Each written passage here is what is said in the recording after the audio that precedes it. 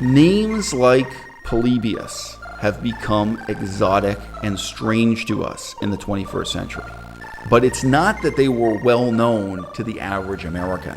It's that they were well known to the type of guy who wrote the Constitution of the United States of America. At some point, we have to take a step back and ask ourselves about the limitations of an economic and pragmatic explanation for how it is that the United States of America ended up with a system of government derivative of an author famous at that time and totally forgotten today, like Polybius. In politics, both in the present tense and in the writing of history, economics often becomes a place to hide from the importance of ideas. Ideas that really shape the decisions people make. Ideas that have terrible, terrible consequences. People are very eager to imagine that slavery was abolished for economic reasons. And they're very eager to imagine that slavery was created in the first place as an institution and culturally for economic reasons. It's so much easier to believe in economics and to look to economic explanations than to deal with the stupidity and the immorality of the ideas that guide people's actions. Now, idea has positive connotations in English, right? When we say idealism or idealistic, we just kind of presume this is a good thing. If you're getting serious about the origins of the Nazi ideology in Germany, you got to deal with ideas. You got to deal with idealism of a most sickening and disturbing kind. And it's because people find it so disturbing that they reach for these economic explanations for fascism that are meaningless, that have no explanatory power, that take nothing away from the past and add nothing to the present or the future. It's bullshit. I've heard it so many times. Oh, well, you know, the consequences of the peace and World War I and monetary policy and hyperinflation. If you want to understand the origin of the Nazi ideology in Germany, you would be better off doing research on Christianity, on what was going on in the Lutheran faith at that time, like just even a specific little box within Christianity in the 20th century in Germany, late 19th century, right? You can look at what's going on in spiritualist new cult movements, because there was a lot of that, a lot of supernatural, spooky stuff, right? Sure, and you could look at biology, evolution, and all the crazy political ideologies that come with that, all right? Tragically, ideas matter, right? People will assume you're saying something positive and inspiring and uplifting. You say, hey, ideas matter. History is made. Like history, the world changes because people have new ideas, right? Guess what? Most of the time, it's a tragedy. Most of the time, it's sickening, all right? The justifications for slavery, Christopher Columbus, reinventing slavery in the new way. Slavery had existed before, but not like this. This is a whole new concept of slavery. International race-based slavery, linking Africa to the New World and so on. Okay, it came out of a set of ideas. It came out of a set of ideals. It can't be explained through the dry economic facts of history. In an earlier video, I talked about the importance of this book. I've now bought a second copy. I bought one for myself, and I bought one for my mom. This is Woody Holton's Unruly Americans. If you are going to buy one book on the origins of the American Constitution for your mother this year, I totally endorse it. It's a brilliant book. It's a wonderful book. It's totally okay. But the purpose of this video is to criticize it and to criticize the tendency many of us have to favor economic explanations over dealing with ideas and ideals, and if you like, some of the cultural baggage of why historical decisions were made in the way that they were. If you had a friend who grew up in Cambodia, and they grew up there and they saw some American movies, they saw some American TV shows, but they grew up speaking the Cambodian language, and they are genuinely, authentically, culturally alien from the United States of America. They have no understanding of it. And then they grow up and their parents force them to learn English as a second language. 10, 11, 12 years old, start learning English. They go to high school they start getting more interested in learning English, so they go to university. And let's just say they become highly educated enough to try to get a university degree in English language. And now they're looking at things differently. Now they're looking at the political reality of what America is and how it operates, and they're asking questions that all come back to this thing you guys worship, you guys have so much respect for, called the Constitution. Why did America bomb Cambodia? Why do you guys call this the secret war? What do you once you start asking questions about, and you never really declared war, and politically how things happened, in his own country, this hypothetical student, plays like Cambodia, Laos, and Vietnam. Maybe that's the flesh wound. Maybe it's just what this person sees in the news right now. They're looking at the reality of 20 years of war in Afghanistan. They're looking at the reality of police brutality and people burning down buildings and killing cops in the streets sometimes, all the, conflicts that have come out of the year 2020 and questioning the role of police brutality. And then they're looking at this thing called the Constitution that everyone quotes and everyone cites, and they're looking at the Wikipedia article, and they come to you and they ask, how did this happen? Why is America the way that it is? Why is the Constitution written this way? Are you going to say to them, well, you have to understand, at that time, there was an economic crisis. People had no paper money, so they couldn't pay their taxes and they couldn't pay their debts unless, like as farmers, they literally took their cows to the courthouse to try to pay their taxes or pay their debts in kind. So the farmers rose up in rebellion. They didn't want to be ruined by the new taxes. They didn't want to be ruined by paying their debts back to primarily British investors. They just fought a war against England, the American Revolution. They just fought a rebellion. And now here they were being bankrupted. The whole economy was in ruins. It's devastated. And, all of the soldiers who had fought in the revolution were given these kind of coupons. They were given these special vouchers that the government said they'd redeem in future and they pay interest on. But most of the soldiers were poor, so they sold those to wealthy investors. And then the wealthy investors had stockpiled these special coupons from war veterans, and they were trying to get money out of the government to pay that back, but the government couldn't collect taxes. It's fascinating. It's important. Everyone should know this kind of background. And it does explain this series of short-term crises and compromises that made the American Constitution the way it is. But it leaves so much unexplained. Now, in the writing of history, we may say in the history of history, the pendulum seems to swing back and forth on this.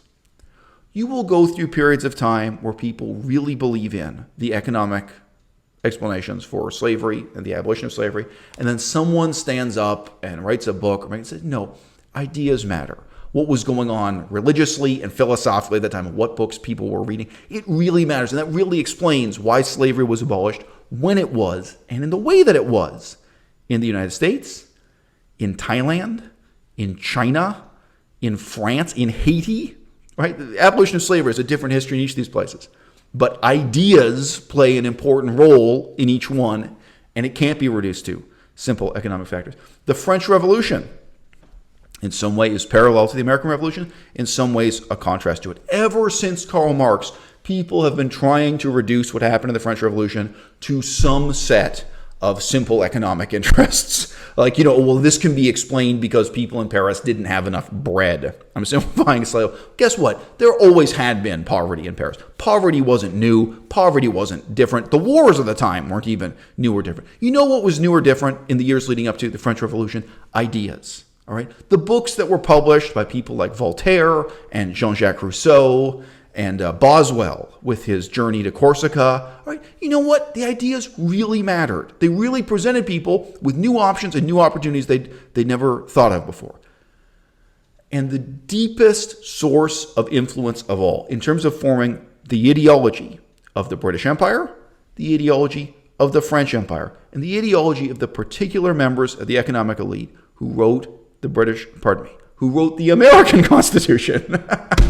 But England still doesn't have a constitution, by the way. I misspoke there. I was going to say who wrote the British Constitution, but who wrote the American Constitution in the ashes of the British Empire, right? It's Plutarch. Plutarch's Lives. How many of you have read Plutarch?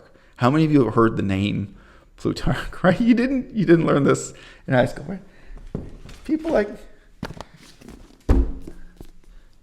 Polybius. Really, other than my YouTube channel, in your whole life, how many times have you heard the name Polybius? Right? Cicero and Sallust on Catiline's conspiracy. The name Cicero remains known because he appeared in a few action movies and soap operas like Gladiator and HBO's. Nobody actually reads Cicero, right? There was an ideology there. There was a set of ideas that was as familiar to those men then as it is alien and exotic to us now. And in that study, you find, in a meaningful sense, the explanation for why the American Constitution is the way that it is, down to and including, honestly, not just the significance of slavery, the significance of genocide or imperialism or empire in America. I think you find a really profound and meaningful explanation for the problems we have today with police brutality. Okay. So the pendulum does swing back and forth. I would say two guys who illustrate the extremes on this is Woody Holton, who I'm a huge fan of, right? But then at the other extreme, you got a guy like Bernard Bailyn. So Bernard Bailyn, many, many years before he wrote this book, he became famous. He made his name and he won a bunch of awards by writing a book called The Ideological Origins of the American Revolution. That title, why is it striking? Why does it matter? It's because there were a lot of people who didn't think of the origins of the American Constitution as ideological. It was saying, hey, ideas matter. We have to get back to dealing with the ideology this sprung from, as opposed to the interpretation of the authors of the Constitution as being a cynical conspiracy of the economic elite acting in their own self-interest. A trend that, as I discussed in an earlier YouTube video, really was started by an historian named Charles Beard, right? The Charles Beard tendency that is in some ways being reinvented and revived in a much more intelligent and meaningful form today by authors like Woody Holton. Oh, might as well get the exercise in lifting these books. Michael J. Claremont, and yeah, another colleague of theirs whose book I have not bought, and who I'm less impressed with, frankly, Terry Bowden. All right. So I used to work in the publishing industry, and I know that as an author, you have only a limited amount of control over what's on the cover of your book, what's on the back of your book, and what's in the advertising blurb. Many of my viewers, English is not their first language. Blurb, B-L-U-R-B, right? Blurb. It's a real word, tragically, in our language. Look it up. All right.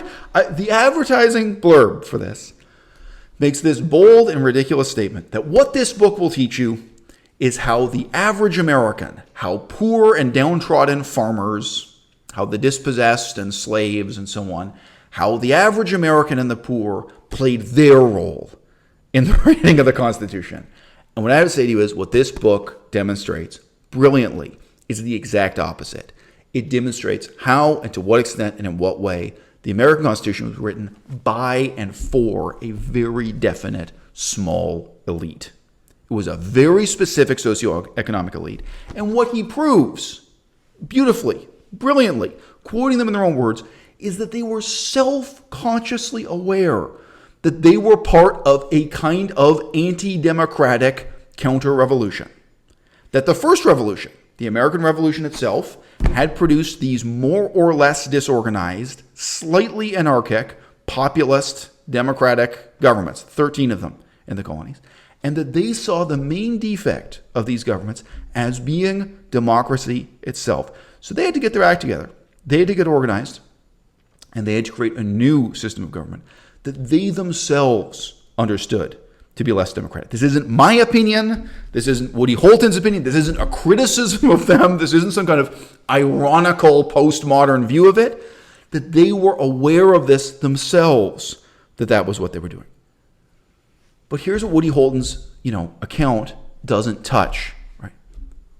What were the sources they were working from? Where did they get their ideas of democracy and a republic?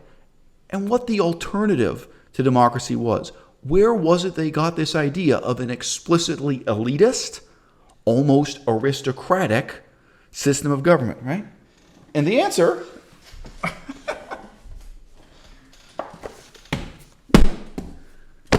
right? It's in books like these, right?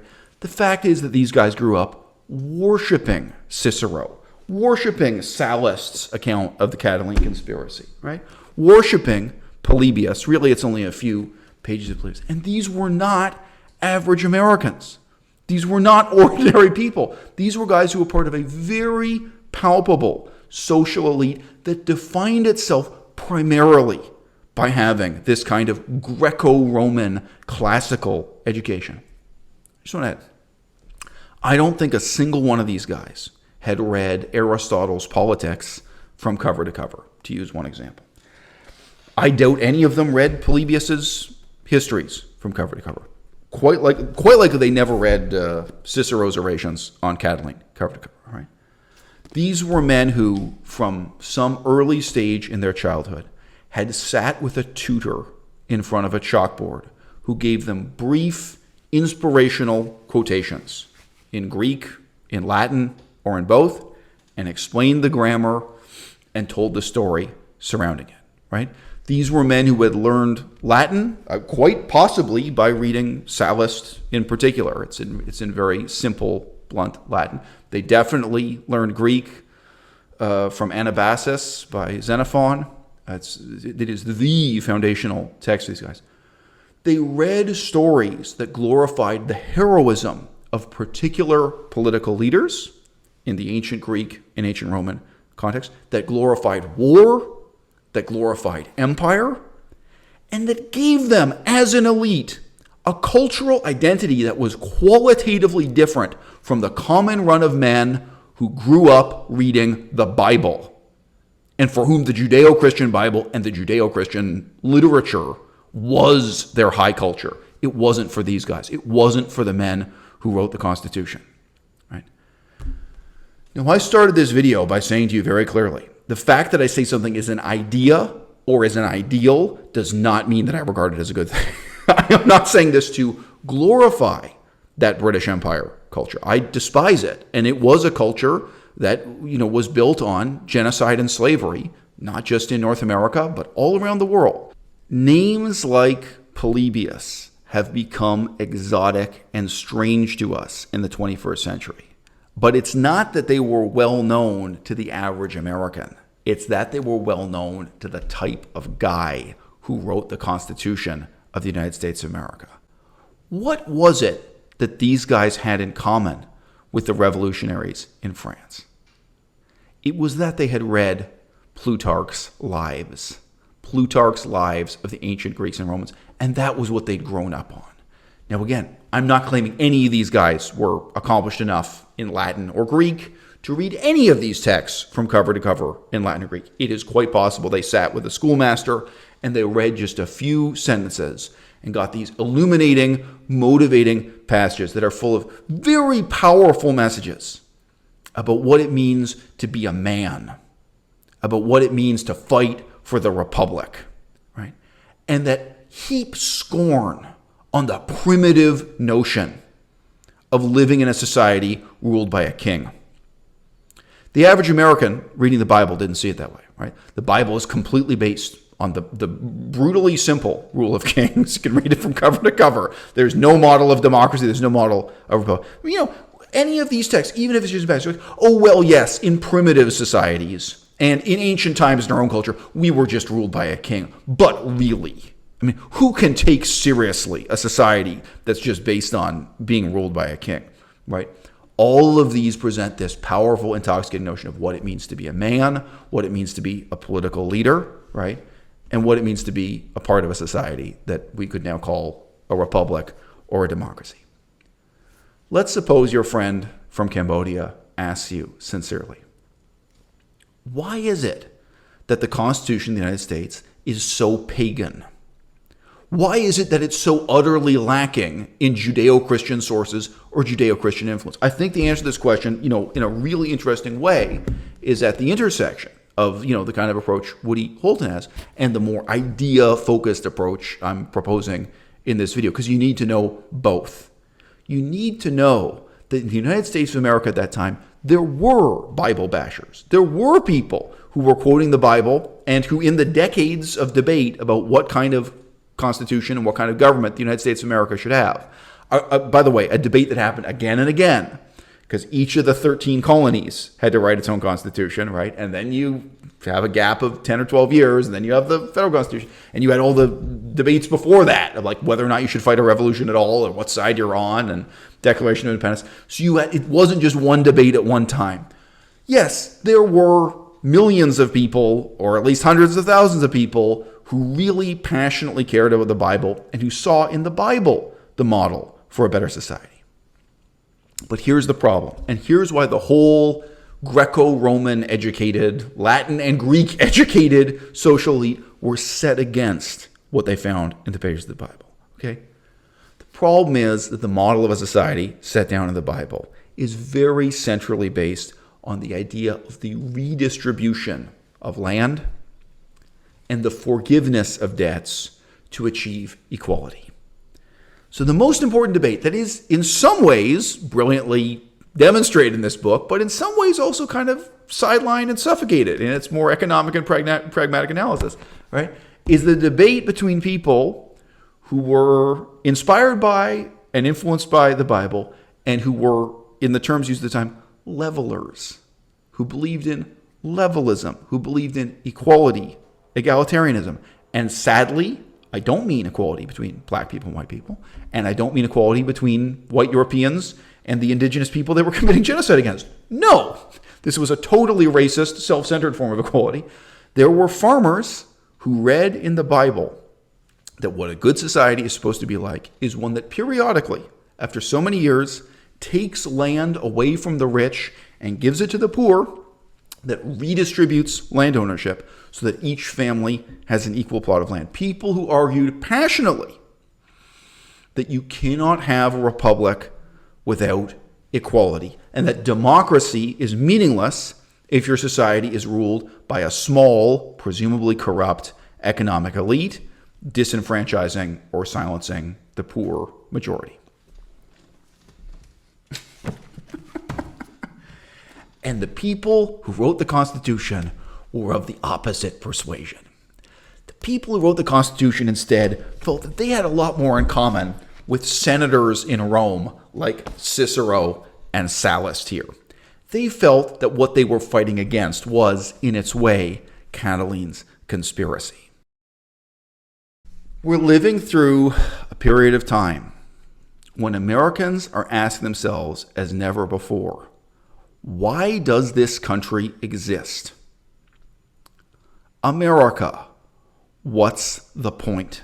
Simplistic explanations that were proffered during the Cold War, that we have freedom and they don't make sense anymore, and they will never make sense again.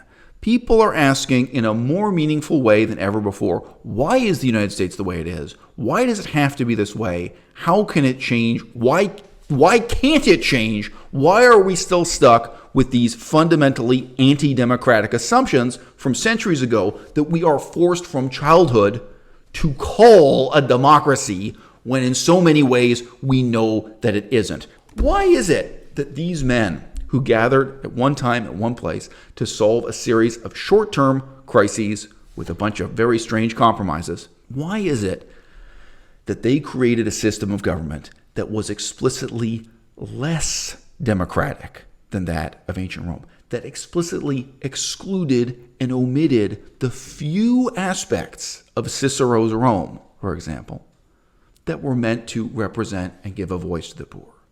Rome, as terrible a system of government as it had, built on slavery, etc., they had something called the tribunes for the poor, right? How is it that you got a bunch of guys together in a room who worship these ancient Greco-Roman sources and who consciously and intentionally create a system of government that is less democratic than the 13 constitutions of state governments that came before them, but that is also less democratic than ancient Athens or ancient Rome, the models of government they claim to emulate? Will it be long? Will it be long before we are facing the kind of uprisings against the Senate that actually each and every historical and political source on ancient Rome that we have describes. I mean, the city of Rome was not a peaceful place. It was in a constant state, not of civil war, but of class war. How is it that you have guys who are looking at this great variety of, new and inspiring intellectual sources from France in the decades leading up to this time, and to some extent even simultaneous with it, and they pick and choose among them to find the most cynically authoritarian system of government possible, that even the contemporary French intellectuals alive at that time, they were able to turn around and criticize the Constitution of the United States and say, hey, wait, you guys are calling this a democracy, but you're doing this, and this wrong. Why is it instead that you're creating a kind of oligarchy, a kind of aristocracy, this explicitly elitist government? All right? These are questions that will have to be asked now and in future as never before. As I say, I think this is a brilliant book. I encourage all of you to buy it. I encourage all of you to read it. But it also makes us face up to this question of at what point do we reach the limits of what economics and pragmatic analysis can explain to us, and at what point do we have to take a step back and say, wait, ideas matter, culture matters. At some point, we have to take a step back and ask ourselves about the limitations of an economic and pragmatic explanation for how it is that the United States of America ended up with a system of government derivative of an author famous at that time and totally forgotten today, like Polybius. And my point is not that the answers to that question are going to be good or inspirational or uplifting. I think what we're going to do is rediscover the stupidity of our ancestors and start asking ourselves much more difficult questions about America. What's next?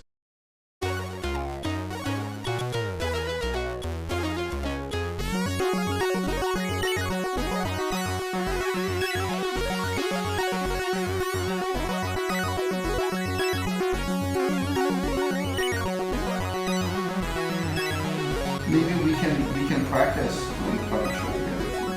Yes, that's all I needed.